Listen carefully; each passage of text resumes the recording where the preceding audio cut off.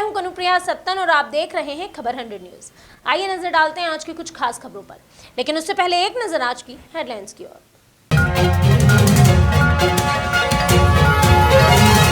सितारगंज में दल बदलने का सिलसिला जारी, सैकड़ों लोगों ने ग्रहण की बसपा की सदस्यता। प्रत्याशी नारायण पाल ने सभी लोगों का किया स्वागत। नानकमत्ता में पूर्व विधायक गोपाल सिंह ने किया जनसंपर्क, ग्रामीणों ने अपनी समस्याओं से कराया अवगत, विधायक बनते ही समाधान करने का दिया आश्वासन।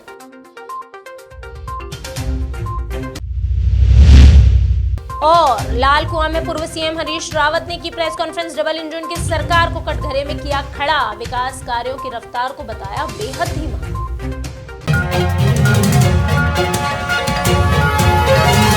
उत्तराखंड के सितारगंज में चुनावी घमासान के बीच शनिवार को सैकड़ों लोगों ने बसपा की सदस्यता ग्रहण की है। बसपा प्रत्याशी नारायण पाल ने प्रेस वार्ता के दौरान बताया कि उनकी अपनी इच्छा से वो बहुजन समाज पार्टी की सदस्यता ले रहे हैं। नारायण पाल ने सदस्यता लेने वाले लोगों का बहुजन समाज पार्टी के झंडे तले स्वागत किया। पाल ने कहा कि वो चुनाव की तैयारी 10 साल से कर रहे हैं। सितारगंज क्षेत्र की जनता उन्हें प्रेम करती है और उनके साथ लगातार बनी हुई है। आए थे उन्होंने की, और वार्ड नंबर 3 से लोग आए थे उन्होंने की, और ये एक जो मजदूर संगठन है यहाँ पे उन्होंने की, तो करी विधायक जी इतना कमजोर माने जा रहे हैं। बात बताओ, मैं तैयारी मेरी कब नहीं थी? आप ईमानदारी से बताओ मेरी तैयारी कब नहीं थी? वैसे 10 साल में कब तैयारी नहीं थी? कब चुनाव में नहीं लड़ने की स्थिति में था? मैं चुनाव लड़ने की स्थिति में तो मैं हमेशा ही था, क्योंकि मैं जनता के बीच में रहता था। शुभारंभ नोटिस का मुझसे ही तो हुआ है, जो मुझे नोटिस मिला। आप हमारे जितेंद्र पाल जी हैं जो शनिवार को नानकमत्ता के ग्राम आस्तवी में पूर्व विधायक गोपाल सिंह राणा ने जनसंपर्क किया। यहां उन्होंने एक सभा को संबोधित किया। इसमें राणा जनजाति के सभी लोग उपस्थित रहे। इस दौरान ग्राम वासियों ने अपनी सभी समस्याएं पूर्व विधायक गोपाल सिंह राणा के सामने रखी, जिस पर उन्होंने कहा कि अगर वे विधायक बनते हैं तो गांव की सभी समस्याओं का समाधान अवश्य करेंगे। देखिए, पहला मुद्दा जो आस्था का है वो विकास का मुद्दा है। यहाँ पर बहुत सारे विकास होने हैं जो हमें नहीं दिखाई दे रहा है। विकास हुआ है, ये कहीं भी नहीं धरातल में दिखाई दे रहा। आज हाई स्कूल है, बच्चे हमारे यहाँ के बच्चे जो हैं वो खटीमा तहसील में जाते हैं पढ़ने के लिए, इंटर वहाँ से करते हैं। यहाँ चिकित्सा की सुविधा नहीं है, यहाँ सड़कों की सुविधा नहीं है, यहाँ और तमाम समस्याएं हैं जो दिखाई, यहाँ सिंचाई की समस्या नहीं है। बहुत सारी यहाँ समस्याएं हैं, विद्वान हैं। मैं चाहता हूँ और जनता का अपार स्नेह मिला, जनता का प्यार मिला तो निश्चित तौर इन समस्याओं को हम दूर करेंगे। विधायक जी, आप विधानसभा चले जाएंगे यहाँ से विधायक बनके, तो क्या लेकर के आएंगे यहाँ ग्राम वासियों के लिए? विकास लेके आएंगे हम इनके लिए। और मैं कहना चाहता हूँ, आज मेरा मुद्दा महंगाई का मुद्दा है, किसानों का मुद्दा है, और आज बेरोजगारी का मुद्दा है। ऐसे तमाम मुद्दे जो मूलभूत मुद्दे हैं, उनको मुद्दे को लेकर हम जनता के बीच में जा रहे हैं। लाल कुआं विधानसभा सीट से चुनाव लड़ रहे पूर्व मुख्यमंत्री हरीश रावत ने नगर कांग्रेस कमेटी कार्यालय पर एक प्रेस कॉन्फ्रेंस की।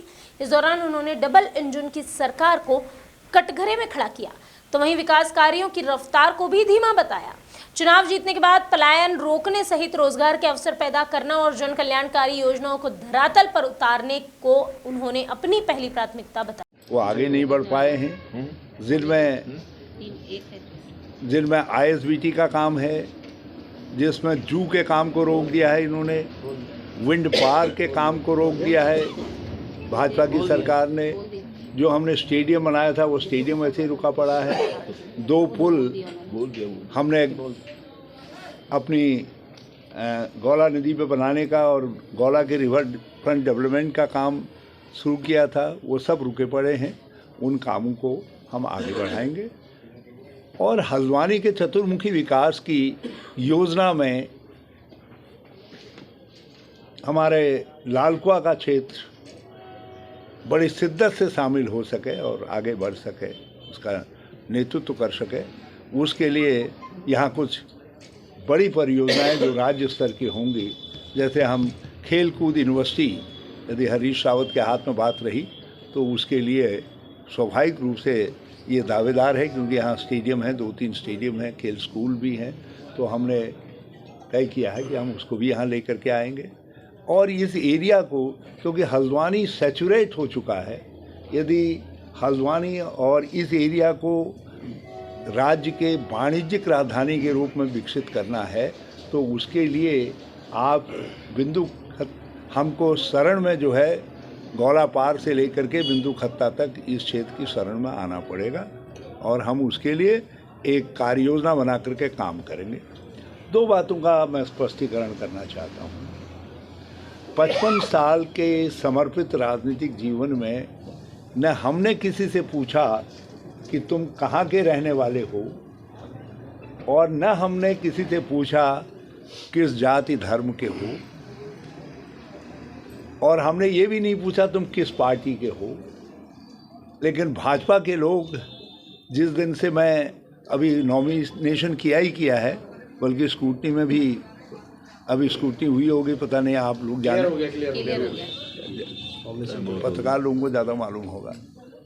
तो अब इंची टेप लेकर के मैं कहाँ पैदा हुआ हूँ इसको नाप रहे हैं। एक तरफ हम राज्य भर में और देश भर में उत्तराखंड और उत्तराखंडियत के लिए लड़ रहे हैं और भाजपा के लोग जो है मेरा जन्म स्थान ढूंढ रहे हैं। अभी के लिए बस इतना ही। बाकी खबरों का सिलसिला लगातार रहेगा जारी।